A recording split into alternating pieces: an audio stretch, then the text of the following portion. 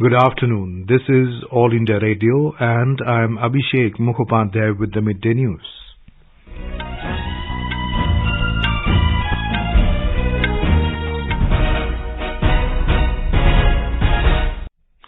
The headlines.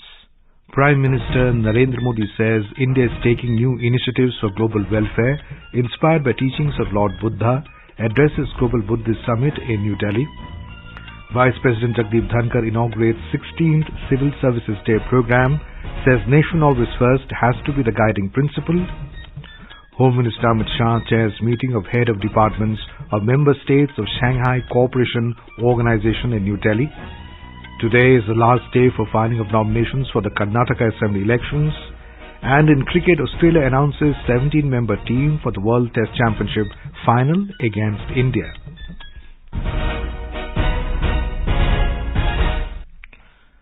Prime Minister Narendra Modi today said the noble teachings of Gautam Buddha have impacted countless people over centuries. In his keynote speech at the Global Buddhist Summit in New Delhi, Mr. Modi said Buddha is an understanding beyond the individual and Buddha is a thought beyond form. He stated that inspired by the teachings of Lord Buddha, India is taking new initiatives for global welfare. He added that his government has continuously spread the values of Lord Buddha. Mr. Modi said his government improved the Buddha circuit in India and Nepal.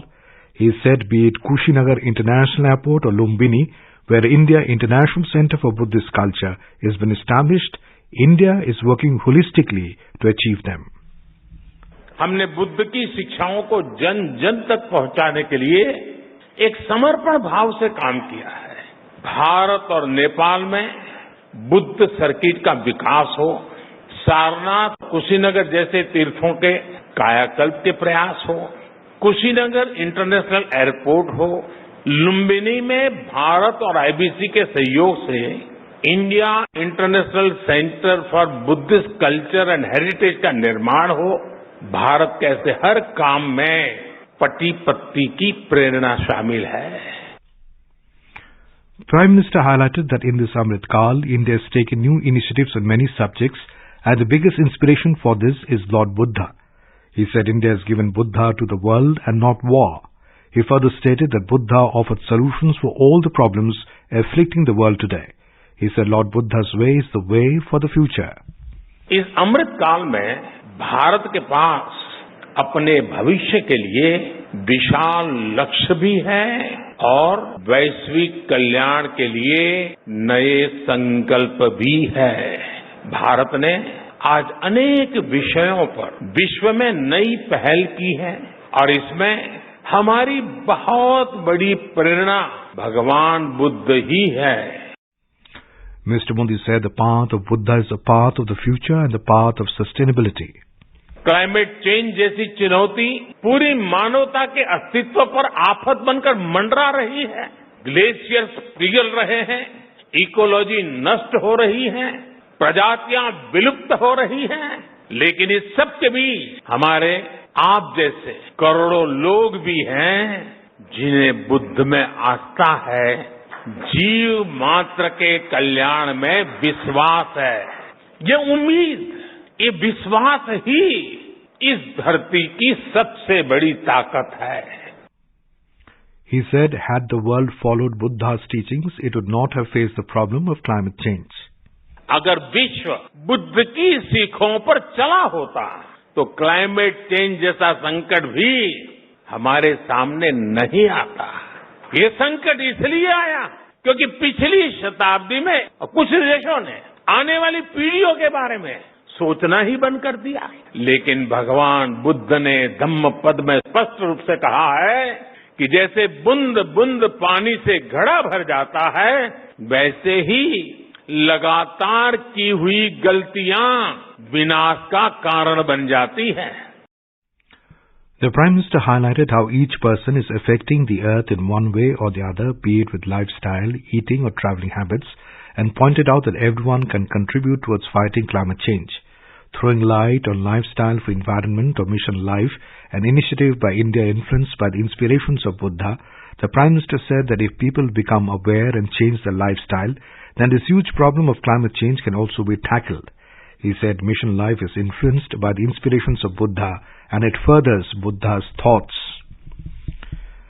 Vice President Jagdeep Dhankar inaugurated the 16th Civil Services Day program in New Delhi today.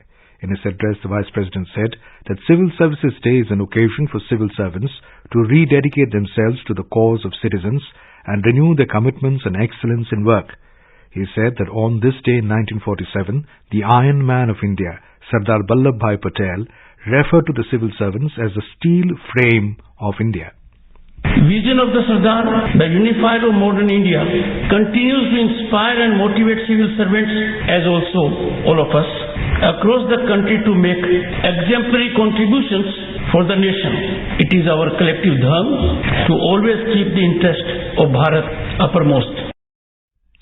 Highlighting the importance of civil services, the Vice President said that even after succeeding in the toughest exam, the fiscal benefits of civil servants are not comparable to the alternatives available.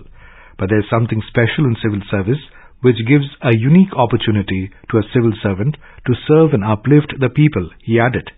Mr. Dhankar expressed happiness that civil services composition in the country is continually getting more representatives and encompassing all segments of the society.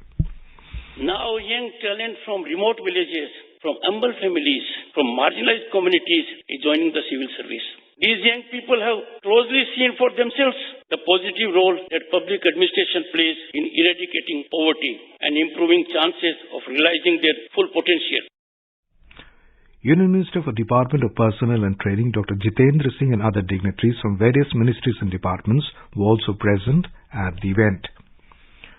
Home Minister Amit Shah today chaired a meeting of head of departments of member states of the Shanghai Cooperation Organization (SCO) in New Delhi, dealing with prevention and elimination of emergency situations. During the meeting, the delegates from SCO member states shared information relating to the large-scale emergency situations which occurred in the territories and the measures taken to handle them. The delegates also shared their views on the innovative practices, technologies and future prospects for cooperation in the field of prevention and elimination of emergency situations within the framework of the SCO. Based on these deliberations, the member states enhanced cooperation in the field of preparedness, emergency response and jointly mitigate the impact arising out of natural and man-made disasters within the framework of the SCO. The participants also discussed and approved the action plan for the implementation of the agreement between the SCO member states on cooperation in providing assistance in the elimination of emergency situation in 2023-2025. This is All India Radio giving you the news. For quick news updates round the clock, follow us on our Twitter handle at AIR News Alerts.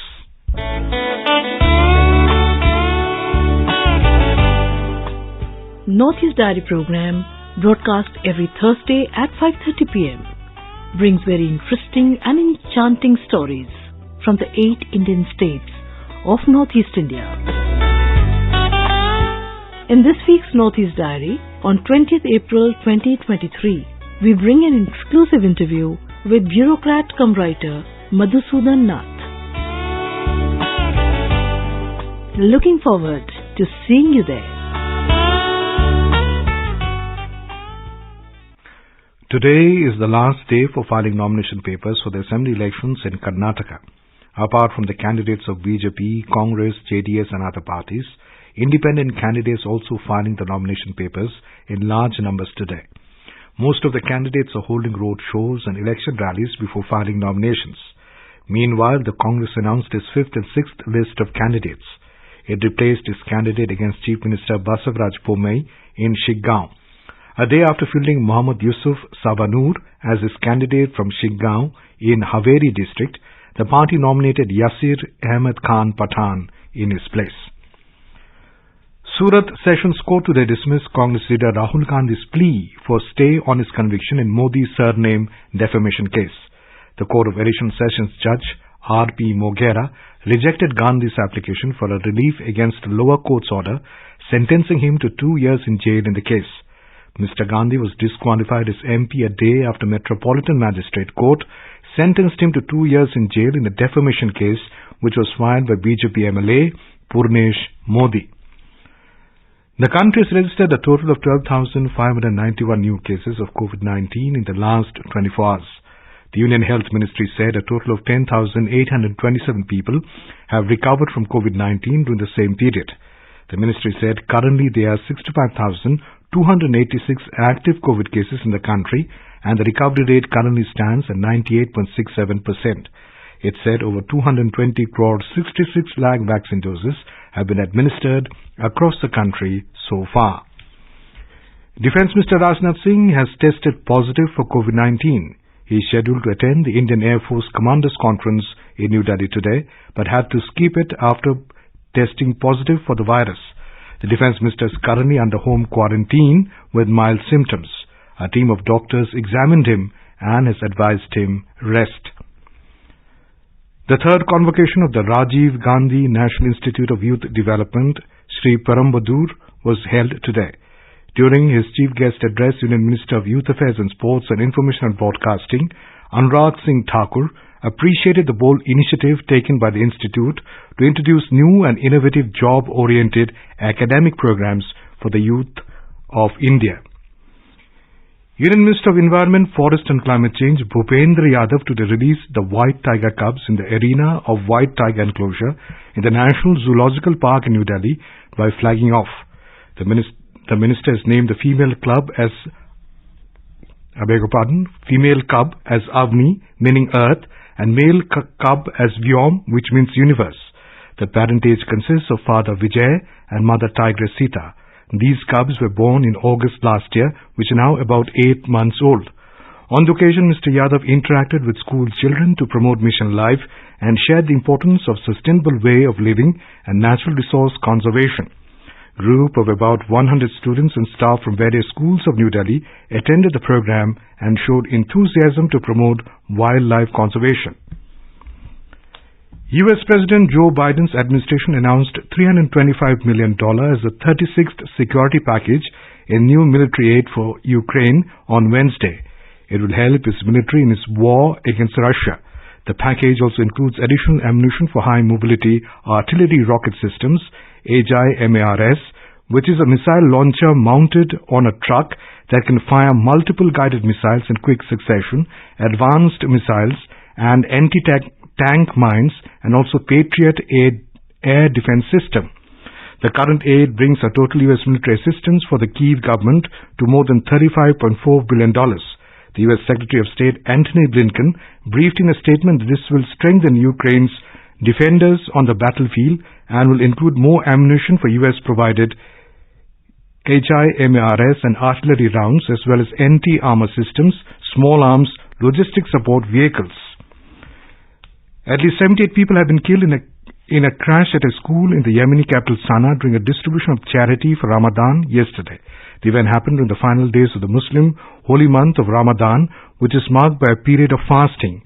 According to an Interior Ministry, armed Houthis had fired into the air in an attempt at a crowd control, apparently hitting an electrical wire, which exploded and caused panic among those waiting.